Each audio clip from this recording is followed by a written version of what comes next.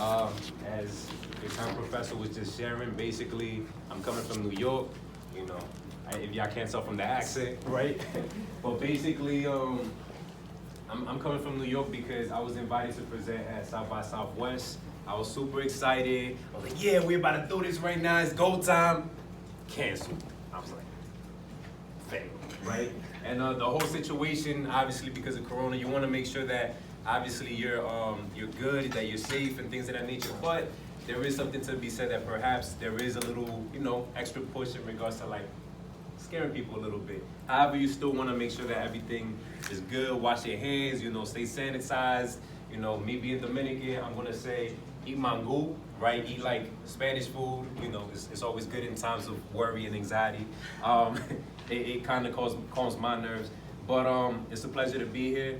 Just to give you a little bit of my background, so basically, I grew up in New York. I spent the first half of my life in New York, from Queens originally. Anybody familiar with the boroughs here in New York? A little bit, okay. Y'all heard of Nasty Nas? Nas, the rapper. Nas is from Queens, right? Nicki Minaj, she from Queens. 50 Cent, right? You got a whole bunch of people that came from Queens, so I'm from Queens originally. Spent the first half, so basically, first 13 years of my life in New York. Then I moved out to Jersey City, New Jersey, which is literally like 15, 20 minutes from New York. And so once I, experienced the things that I did in life, like growing up in a predominantly Black and brown community, it's like I was exposed to a lot of different things. I was exposed to gang violence. I was exposed to drug dealers, the jail system. And of course, as I mentioned in my presentation, the school to prison pipeline. For me, I never got incarcerated. I never got caught doing anything when I was a juvenile, a youth, nothing like that. But the reality is that, like, going through school and high school and things of that nature and getting patted down, metal detectors, getting wanded, all of that stuff, the dim lighting in the hallways, I never realized that, whether I knew it or not, I was being institutionalized, right? And the reason why I say that is because, again, me not having ever gotten arrested for anything that I've done or whatnot, how is it possible that the first week that I step into Rikers Island and I start working there, I'm like, man, I feel like I've been here before. You know what I'm saying? And I'm really thinking, I'm like, I've never stepped foot in Rikers for nothing. And for some reason, I'm over here like feeling like I've been here before. And at the end of the week of like that first week of working there, I really had to sit down and think like, man, this reminds me of high school. It reminds me of middle school. It reminds me of whatever my previous education experience was. And so without even realizing it, I was being institutionalized into what we now call the school to prison pipeline. Backtrack a little bit. So again, I grew up around Black and brown people for the most part. Very diverse in regards to the types of people, mainly Black, mainly Hispanic, but even Hispanic has like many different countries in it, right? I'm half Dominican and half Ecuadorian. I was around Puerto Ricans, I was around Mexican, South American, like different types. So even within that, there's diversity. Jersey City is actually known as like one of the top cities that is home to a lot of refugees, let's say coming from Syria or like different parts of the Middle East. So I was exposed to like even like different Asian populations and things of that nature. So there was a lot of diversity in the community. But my high school graduation rate was literally just over 60%. Or like the graduation of Jersey City in general. So literally like that's kind of the environment that I'm coming from, just to kind of give you a precursor, right? Because you might be thinking like, okay, he's presenting on this, but like, why is he presenting on this? And so like when you start thinking about it from a more personal perspective, and you're like, man, statistically, I probably shouldn't even be here. You know what I'm saying? Based off the statistics and analytics of what society puts out there, I shouldn't even be in this position, because Jersey City, and there's like, I think 5 or 6 high schools in Jersey City with like a couple hundred students in each, which might not be nothing really in comparison to like the schools maybe down south. But for that, like, you only had a little over 60% graduation rate. That's really not good. If you're talking about just graduating high school, imagine trying to go to college, period. So from there, I went to Small State University. I didn't even know my guidance counselor in high school. I didn't know who my guidance counselor was until literally my senior year, because I guess they was getting that extra push from the principal. Hey, you got to get our students to apply to college and blah, blah. And so that's literally when I first met my guidance counselor. I had no plans of going to college. I ended up applying only to 2 colleges, the community college in the community and the small state university that's located in the middle of the hood, which was a couple blocks from where I live. And so I did that. I did New Jersey City University for 4 years. I got my bachelor's in criminal justice with a minor in English. And literally from there, like, I was just taking off. Like, I got involved in student government. If you could get involved on campus, I highly recommend it. Do that because it will change your overall experience and leadership qualities and things of that nature. I did that for the 3, maybe 4 years of my time at undergrad. By the time I'm in my 3rd year, I'm thinking about going to grad school. If I wasn't part of a program, it's similar to like EOF, OSP. I'm not sure like what programs may exist like for UT. But basically it's like you get your own personal counselors, you get maybe like vouchers for your books, things of that nature. I was like in that type of program and I got that extra assistance in regards to education. They took us to NYU for a college fair. Mind you, I grew up and I lived in New York for half my life and I never heard of NYU in my life. Living in New York.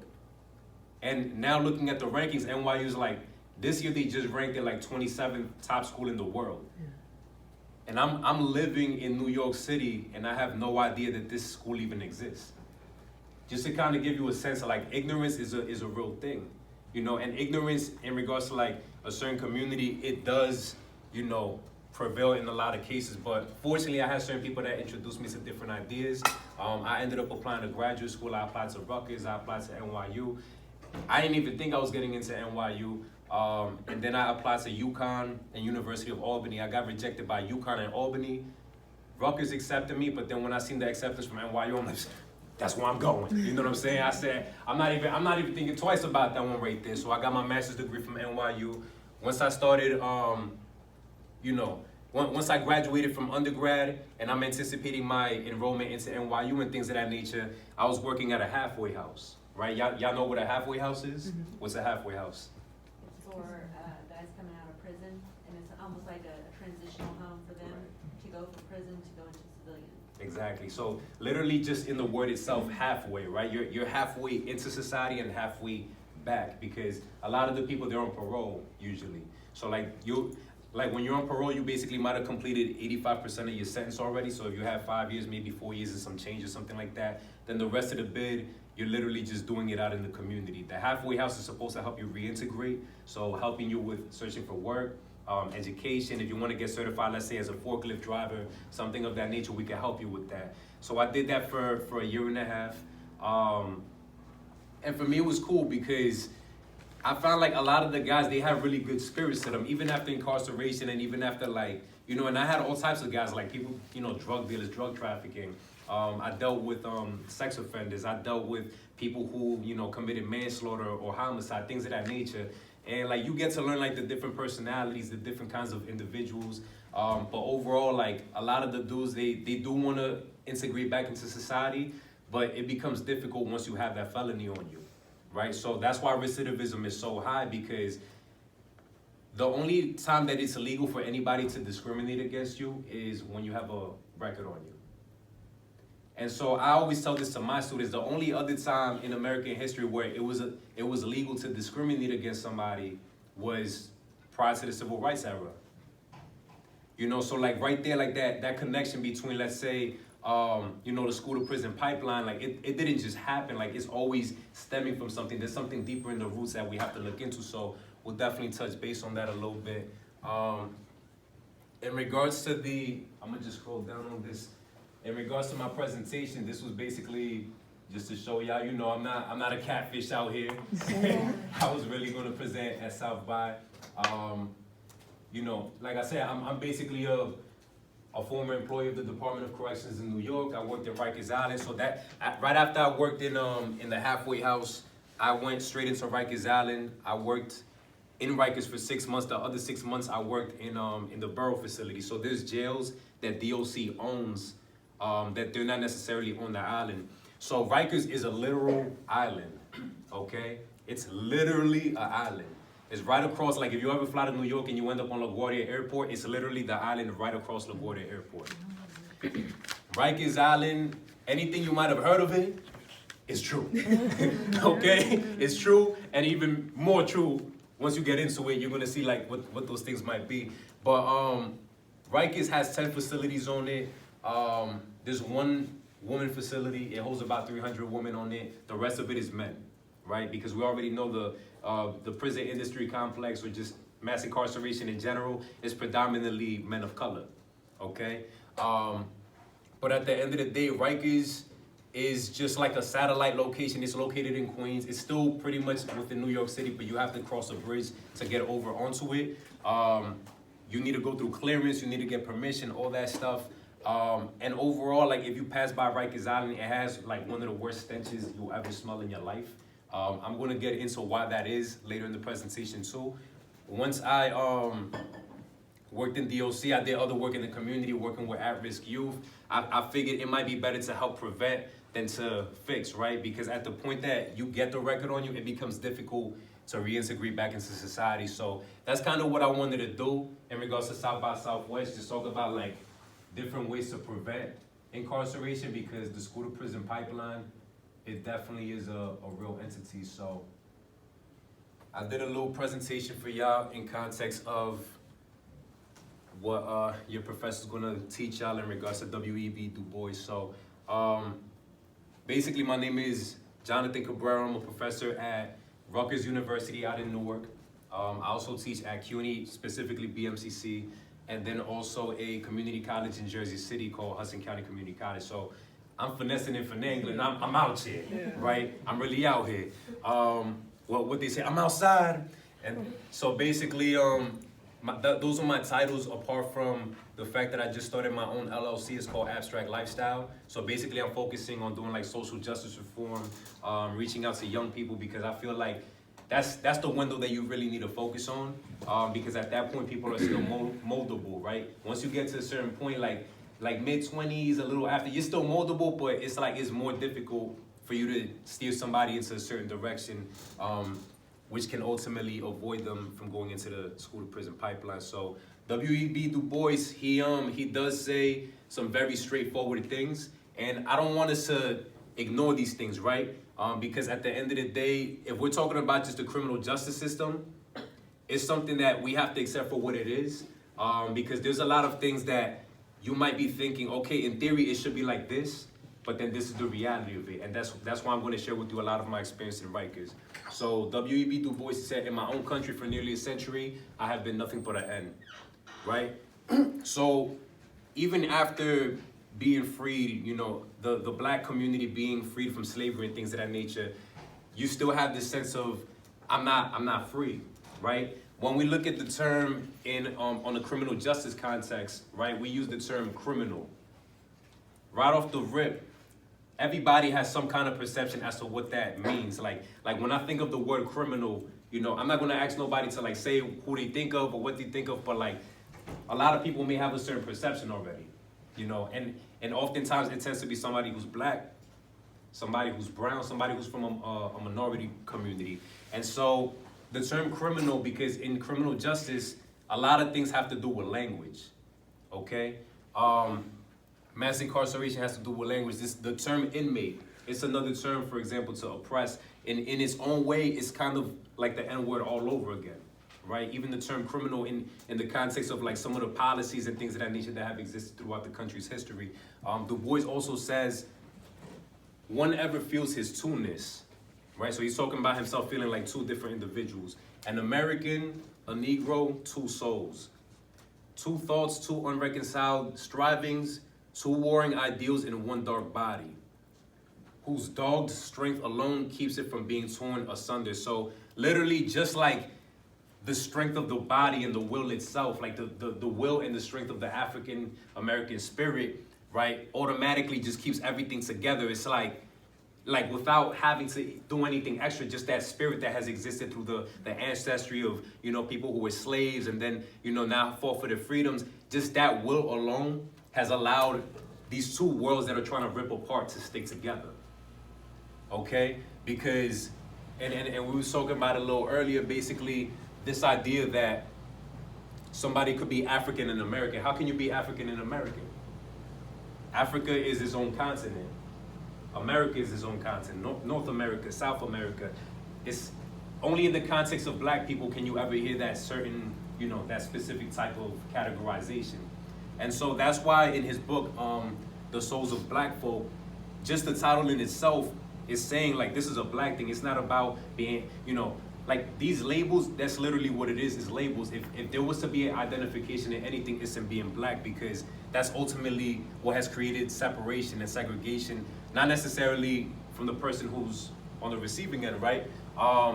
And so he's wrestling with this thought of being American and being black at the same time, basically two souls. And now the only thing holding it together was literally all that willpower from the history of his ancestors, right? I'm sure we've seen some of these statistics before. This is from the Sentencing Project. If we talk about mass incarceration in this country, how many people know in general how many people are behind bars in the United States alone? It's in the millions. Just take a little quick guess right there. I would say 5 million. 5 million? Okay, so there's a number that is broaching that right there. But if we're talking like behind bars specifically, we're talking about 2.3 million. So we have 2.3 million people in the United States behind bars, more than any other country in the world. The U.S. contains 5% of the world's population, but contains 25% of the world's prison population. Okay? And then when we look at the racial dynamics and gender dynamics as well, for men in general, because the criminal justice system just pumps men in general in and out, you're talking about 1 in every 9 men will see incarceration. So just being a male in general, it's like the likelihood of you getting incarcerated is up there. All right, for women, it's 1 in every 56 women. Okay, now the statistics start to split even more so once you start diving into gender, into race. For every 1 white man, well, basically you have, for every 17 white men, you'll have 1 white man that gets incarcerated, right? In comparison to 1 in every 3 black men and 1 in every 6 Latino men. So we could already see the disparities right there. It's like, literally, you could just go every 3 people right here in this classroom, and that's how many black men will get incarcerated in a lifetime. You could do the same thing for Latino, you could do the same thing for white. If you're talking about white women specifically, the numbers, of course, just spread out a lot more.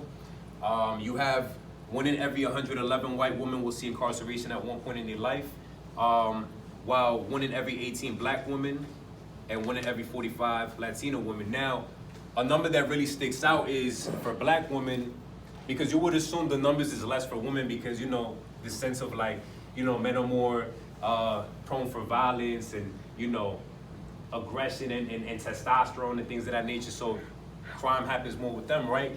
But you basically have 1 in every 18 black women will see incarceration.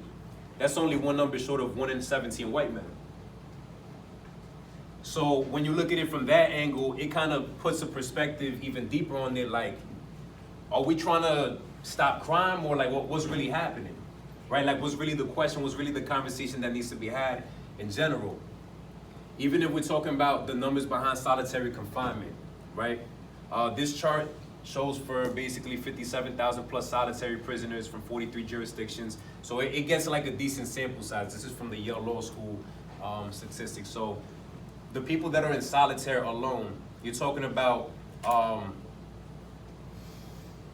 the overall prison population for those from the white community is 37%. Solitary is just a little less than the overall prison population. If you're talking about for the black community, the overall prison population is 40, but solitary actually exceeds that. Okay, so one thing to keep in mind is that even though the criminal justice system is predominantly, you know, of a certain kind of group, at the end, the United States, if you combine black and Hispanic groups together, it still doesn't match the same amount of numbers that there are of the white community. Right? So that's why you hear the term minorities, because minority in the sense of numbers.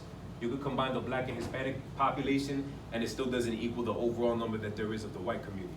Okay? So we're just talking about percentages though, like if we're measuring it by percentages. And of course, it's slightly the same for same case for Hispanics in regards to the black community. You have 20% of Hispanics making up the prison population, but they're still just slightly a little over in regards to solitaire.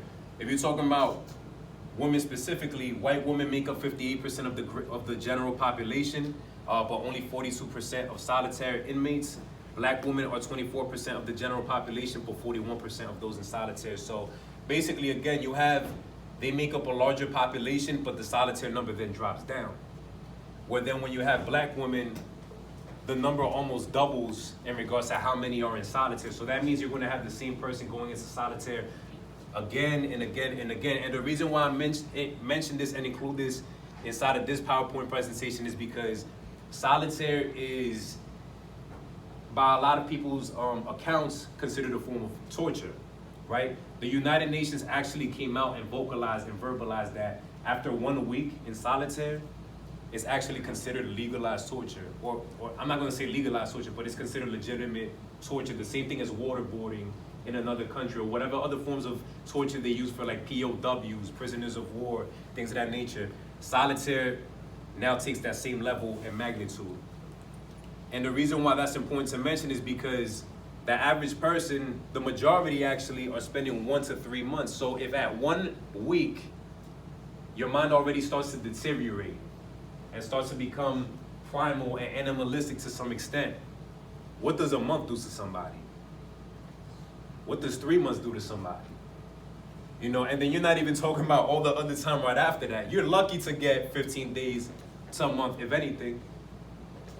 So the reason why I'm mentioning this is because going back to the souls of black folk, just a continual struggle, right? Trying to find a way to make something out of nothing. Even the diet, for example, right? When Africans were taken from the continent, their diet used to be more plant-based. It used to be more green. It used to be fruits, vegetables, a lot more of that as opposed to meat and things of that nature, because of slavery and the foods and the remains of animals that were thrown, you know, as here, just take this just to survive. Basically, they were given waste. They were given the garbage, the refuse, things of that nature. And that's where you get certain delicacies and meals such as chitlings and things of that nature, because this was basically a form of survival. But a lot of what we see in today's criminal justice system is unfortunately resonant of like the PTSD and the trauma that has existed even way before the criminal justice system. If we're talking about prisons and jails in the US, that's still a relatively new concept. If we're talking about countries. Like the first jails and prisons didn't start happening in the US until the 1800s. So it's still a relatively new concept. Parole didn't come out until a little after that as well. But overall, the prison population is also a byproduct of America's pastime when it comes to slavery. The 13th Amendment, has anyone here seen the documentary 13th on Netflix? Okay, so it's definitely something to at least like learn, you know, some of the statistics and some of the history in regards to like the 13th Amendment. But basically the 13th Amendment specifies neither slavery nor involuntary servitude, except as punishment for crime whereof the party shall have been duly convicted, shall exist within the United States or any place subject to the jurisdiction. So you can skip the part 2 right here. But I wanna emphasize on a specific part right here. Neither slavery nor involuntary servitude, and let's skip this middle part, shall exist within the US or any place subject to the jurisdiction. That last part is a technicality because if we think of certain politicians like John McCain or Ted Cruz, they technically weren't born in the US, but they were born on something that was US owned, right? So like a military base or something of that nature. So like John McCain, he was born in Panama, right? But he was born on a military base, so that allowed him to actually have the right to run for presidency and allowed him to have his US citizenship when he ran for that. So slavery nor involuntary servitude shall exist in any of these places except, so this is the loophole right here, as a punishment for crime whereof the party shall have been duly convicted. So only under the instance in which somebody has been convicted can slavery exist. That's basically what the 13th Amendment just said flat out. And so this is basically the loophole after the Civil War, or after the war between the North and the South. You basically had this issue of like, you know, a whole economy in the South was basically thriving off of slavery and things of that nature. What happens when these slaves are no longer slaves? You know, what's the next big thing? What's the best thing that I can do in order to keep this economy flowing and alive and things of that nature? Okay, work out an amendment, work out a section in which we can specifically dictate a political kind of language where it's like, okay, only if you're convicted, you will be considered a slave. Now, if the purpose of continuing this, how do I call it, this institute, if the purpose to continue this institute is still in place, then of course it's just reinventing itself. It's like a virus or like a genome that continues to mutate, right? It takes a different form. So now the focus becomes, okay, let's focus on certain communities and incarceration will increase in those communities. So things such as loitering or not having a job in a certain amount of days, you know, vagrancy, things of that nature that probably wouldn't be considered serious offenses. People started getting incarcerated for these types of things. And then at that point, there's a movie based off of this too called State Property. You literally become state property, right? Yeah. So before the 13th Amendment, was involuntary servitude in prisons a reality for white men as well? Or did that form begin only after the 13th Amendment? Well, there's always been so going back to like the early 1800s, you had Eastern State Penitentiary around. Involuntary servitude was still a thing. But once you have an actual amendment that's stating that we can blatantly just go after people who, quote unquote, are convicted, and slavery already ended, it just kind of creates the notion of like, yeah, of course, any white men that get caught up in the system, they'll basically become involuntary service in that sense as well. But it became more strategic in regards to getting specifically the black community. But of course, like involuntary servitude, it's like anytime you talk about the criminal justice system, it's going to be involuntary in any form or way, shape, or form, because nobody's willingly trying to put themselves into this inside of the system. But definitely more blatantly like after the 13th Amendment or what have you. And so once you have this mechanism running, it basically allows the black community to get incarcerated for small crimes that are not necessarily life-threatening, where it's not a danger to a mass amount of people. And it just continues to push this initiative of let's continue to keep this certain group of people oppressed. And at the end of the day, it continues to trickle down or become a larger scale effect in regards to just recidivism and people getting caught up in this machine. Education is that whole system of human training within and without the schoolhouse walls, which molds and develops men, right? So basically, Du Bois is getting into this idea that education is something that happens in the house and also behind school walls. Now, the issue with this is how can education happen in the house if the men are being locked up?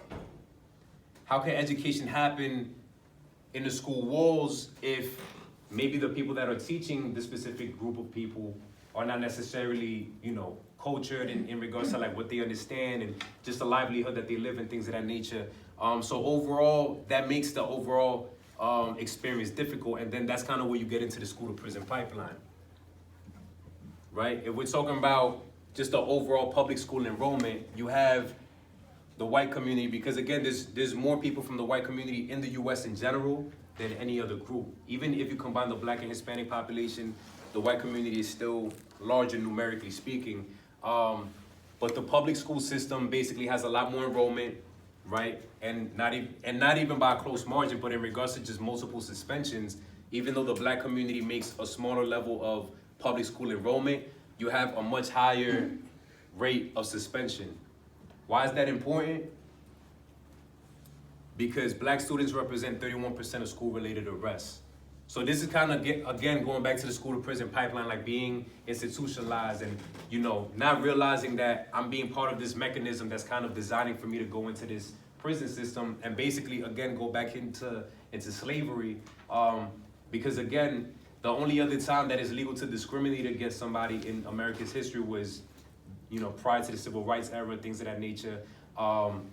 You can now be discriminated against and you won't find a job. If you wanted to go to college and you wanted to apply for financial aid, you can't get financial aid. specifically for drug offenses, right? Which to me, that's like the most entrepreneurial form of crime, if anything. You know, like you're actually trying to be a business person, like you're using some level of savvy, so it's like, but again, you get shut down for that. And then if you needed assistance like public housing and welfare and SNAP and things of that nature, those things get removed from you. You know, so it's like the ability to survive and even thrive, but just to survive already becomes difficult once you already touch the criminal justice system. There was actually a case pretty recently, I think it was earlier this month. There was a 6-year-old girl in Florida who unfortunately was arrested. They put her in the police vehicle, they got a mugshot of her, all of that. You know, and it was because she threw a temper tantrum, right? But if we're talking about just the rate in which black students get suspended and expelled, basically it's 3 times more than white students, okay? So automatically, if as a child or as a young person, you're being conditioned, I don't even belong in school, then what else is there? You know, and so that leaves you with no options. It's like MLK said, yeah, we got freed from slavery, but free to what? Just the birds of the air and the, you know, the winds of the sky and things of that nature. So there's really nothing to be free to other than just poverty, you know, lack of resources, lack of education, lack of everything. And students suspended or expelled for discretionary violation are nearly 3 times more likely to be in contact with the juvenile justice system the following year, okay? So you're only talking about just in the following year. You're not even talking about the years that come right after that. What if they didn't come in contact that 1 year? Because you can only go so long struggling.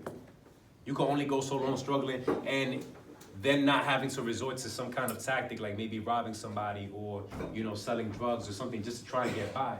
And it's not necessarily that morally is right, but it's like, because if we're criminal justice majors, we have to think from both sides. We have to think from the law enforcement side of things, but you also have to think from the criminal, you know, mindset type of things, right? Because if somebody's struggling, if doing the right thing is not going to allow me to eat or feed my kids, then I'm not going to do the right thing. You know, because there's only so long you could go with your stomach touching your back, basically. And if we compare the U.S. rates to just some of the other countries in the world, the U.S. is at the top in regards to just by every 100,000 people, how many people we incarcerate. So you got El Salvador right after that, Rwanda. Russia is like just a little over halfway where we're at. Germany's all the way down here. So like, it kind of just shows you like in one of the most capitalistic countries in the world, and you know, what we emphasize freedom and democracy and things of that nature, we have the highest incarceration rate in the world. And then again, we're not even talking about the people on parole and probation. That's another category that very rarely gets spoken about. We talk about just general mass incarceration, but parole and probation, that actually makes up even more of the population by itself. So you had mentioned that Rikers is for those who have not yet been convicted, they've just been charged. Right. Are those numbers included, do you think? Yeah, I mean, basically this is taking the overall incarceration rate. So you're talking about jails, you're also talking about prisons. Now the numbers that probably don't get included is because, so on Rikers, any moment you have 10,000 plus people on it, detainees, right? But on a yearly basis, you're talking about maybe close to 50,000 people touch the island at some point because, you know, you might have people that just spent 1 day in there. You might have people that maybe spent a week or, you know, so at any average time, you're gonna find about 10,000 plus people, but on a yearly basis, more people actually touch the jail system, the prison system, things of that nature, or even just probation, parole, things of that nature.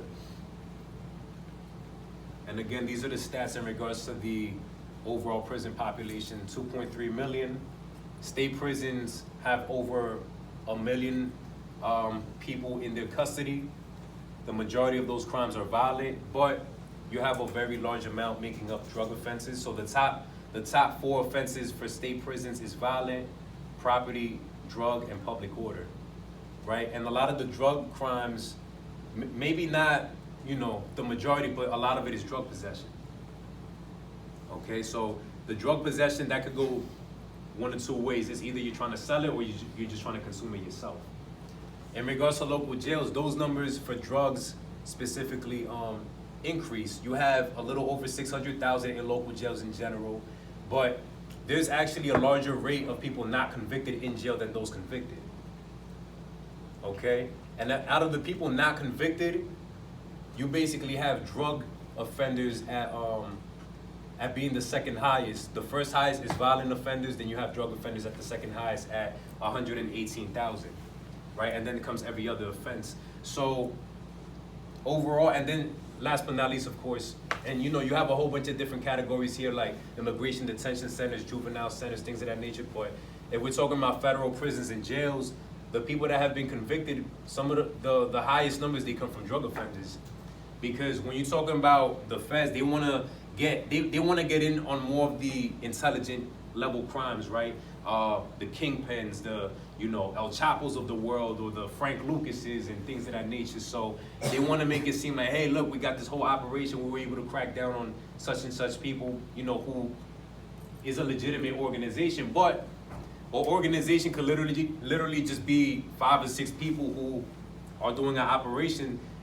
I'm not sure if that in itself is considered an organization, in the minds of a lot of people, but in a lot of cases, you will mix them into that category of being an organization just for the sake of, their numbers and things of that nature. And so, again, going back to the concept of the criminal justice system and its relationship with slavery. So, right here, this is a badge from the Slave Patrol, because when we talk about, for example, policing, one of the first forms of policing in this country, if not the first form, was the Slave Patrol. The Slave Patrol, they pretty much did exactly what their badge says. They were patrolling slaves. So any runaway slaves, they basically were going after them. They were basically trying to retrieve them and give them back to their owners, right? Why this is relevant, when you look at what's happening in just our general society in general, whether it be Eric Gardner, Mike Brown, Philando Castile, Tamir Rice, all these different cases of, let's say, police brutality. A lot of people might be questioning, like, why is it that, Black lives specifically get attacked and assaulted in a certain type of fashion? We have to kind of look back and trace the history of where do a lot of these police departments get their ideology or their worldview from. And it's a hard reality to look at, because nobody would ever want to think, yo, my police department comes from this origin or from this background. But if we're just looking at the history, this is pretty much what that is. And this is, of course, comparing it to a modern day LA County Deputy Sheriff badge. So there's actually a law enforcement museum in Washington, D.C. There's a website as well for their museum. And this is literally an excerpt that I got from their website.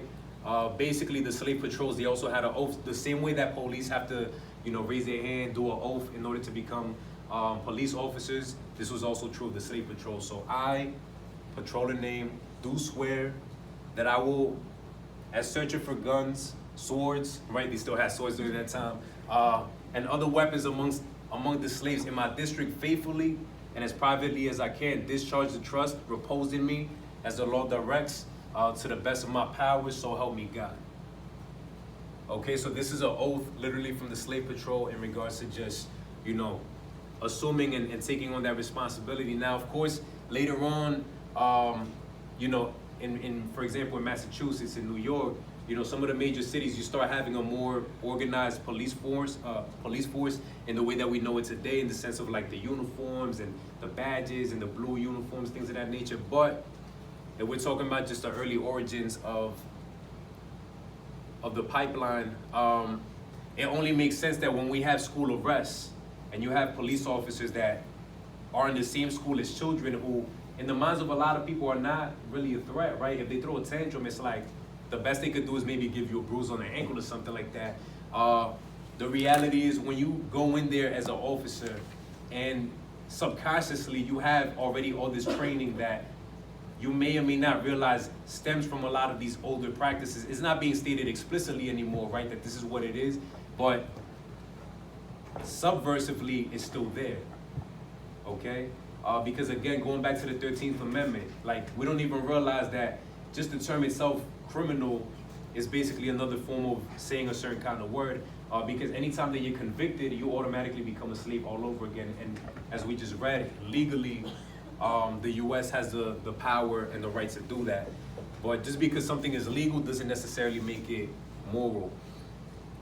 This right here is an image of Eastern State Penitentiary. This is located in Pennsylvania. And this was one of the first correctional facilities in the United States. Basically, the word penitentiary comes from the word penance, which is basically a form of, you know, prayer or just like reflection and things of that nature. Solitaire actually can be dated back even to this, because when you were in these cells or in these small little rooms, basically it was the same thing as being in solitary confinement. You were basically isolated from everyone else, and you spent whatever time you was in Eastern State reflecting and talking to God.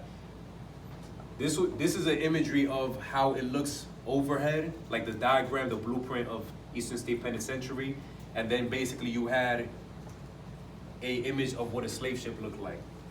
And so, you know, take it obviously how you may, take it with a grain of salt or however you perceive it, but basically just showing like the infrastructure of itself, we can see that there's a clear similarity just in regards to like how it looks and things of that nature. And this in itself is Rikers Island. It's basically a complex in New York. Even the housing projects or just the like public housing, like a lot of it is buildings and structures and things of that nature. But you also have housing projects that, like Queensbridge, for example, which is where Nas is from. If you look at an overhead view of what Queensbridge looks like, it looks just like this right here, this facility. All right, like if you was to take an overhead look of what Queensbridge looked like, literally it looked like one of the facilities here in Rikers. This right here is Rikers. Rikers Island is literally an island that's about the size of Hoboken, New Jersey, which is a city, right? So you have a whole city on the island basically in the form of Rikers. You have 10,000 plus employees on the island. You have 10,000, if not more, detainees on the island. So you have a whole civilization happening there, literally.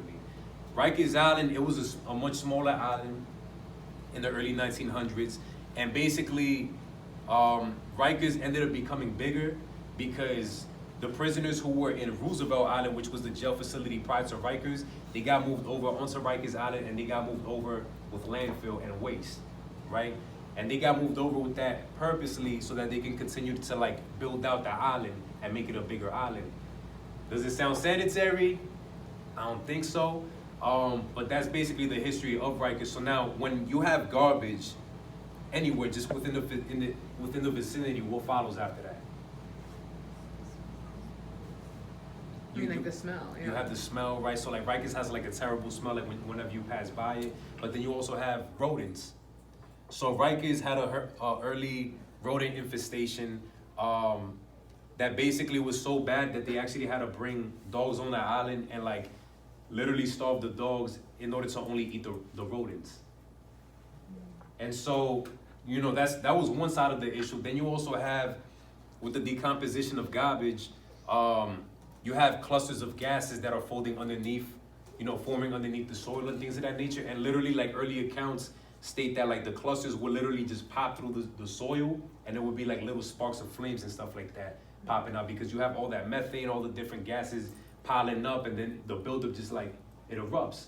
And so like there were other accounts talking about the island. Like at one point when you walk down the island, it's like you see like all these little mini volcanoes basically. And so now they're talking about shutting down Rikers, and the city doesn't know what to do with it because they're familiar with the history of Rikers Island. Literally, it's marshland. Like it's just marsh. Like it's not solid. It's very mushy. You know, obviously if you're not walking on the concrete and stuff like that, but you basically have all this marsh, all this mushiness happening there. They don't know what to do with it. They're trying to talk about making it an extension to LaGuardia Airport. They're talking about maybe putting power plants there, maybe hotels, stuff like that. Like they've had all types of conversations, but it's like you can't really physically do anything with this island because the infrastructure is faulty at that. The facility itself, at least the one that I was in, it was actually 50 acres.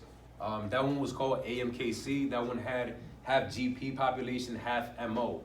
All right, y'all know what GP stands for? General Pop, right. And MO stood for mental observation.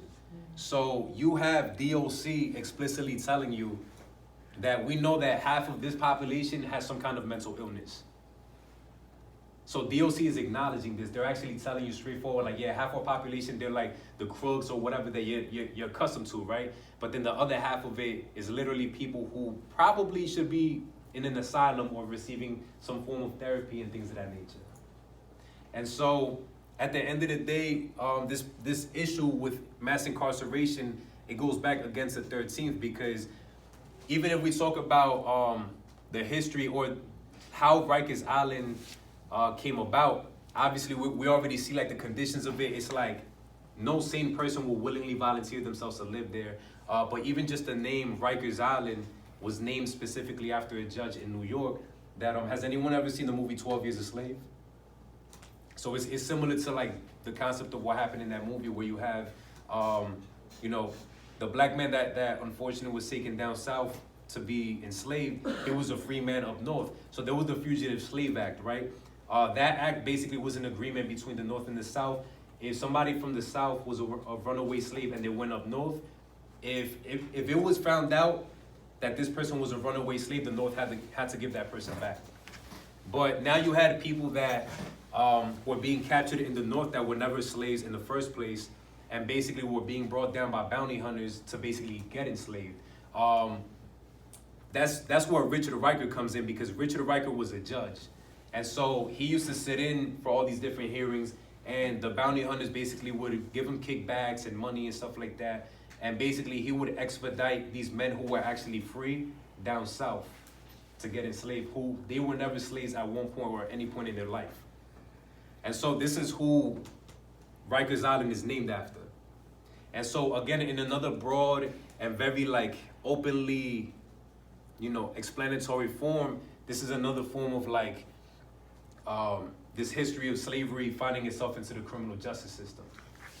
Because even if you talk about the wages and the pay and things of that nature, on Rikers, and this is like good, because I would do payroll sometimes, this is good compared to other jobs. Somebody could be making $2.50 for like doing the same job that somebody is doing at a supermarket, like cleaning or whatever, but you're just doing it in a jail facility. Outside of the context of jail, that's considered illegal, right? Nobody's allowed to be paid under minimum wage. That's like 2, maybe 3, 4 times under minimum wage in certain states.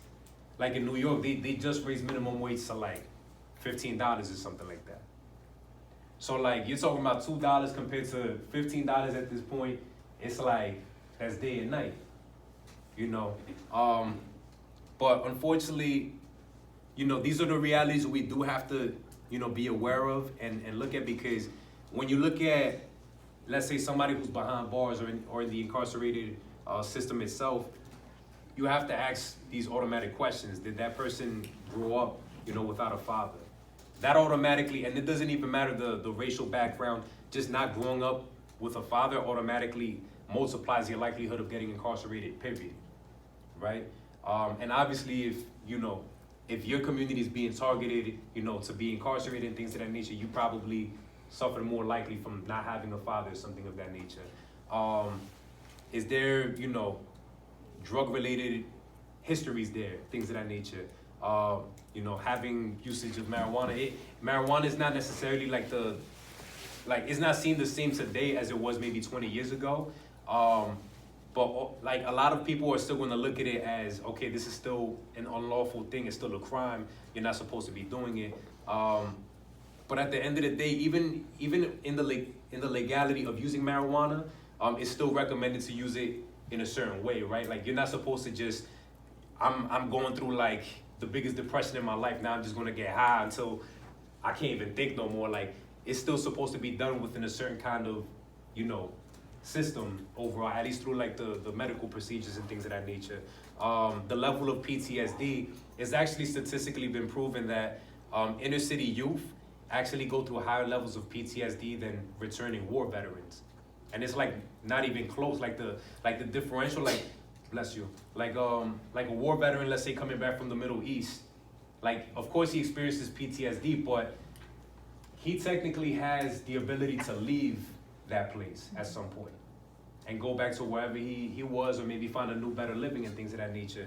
Well, when you have youth going through this level of PTSD, where when you walk outside, literally somebody gets shot right in front of your door, or you see needles and syringes and things of that nature, automatically, like, all that stuff is PTSD.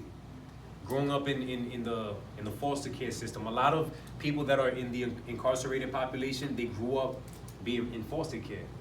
Like, foster care, you automatically, even more so, like, if not having a father multiplies your likelihood of getting incarcerated, being in foster care does that even more. Okay, because you're jumping around from house to house.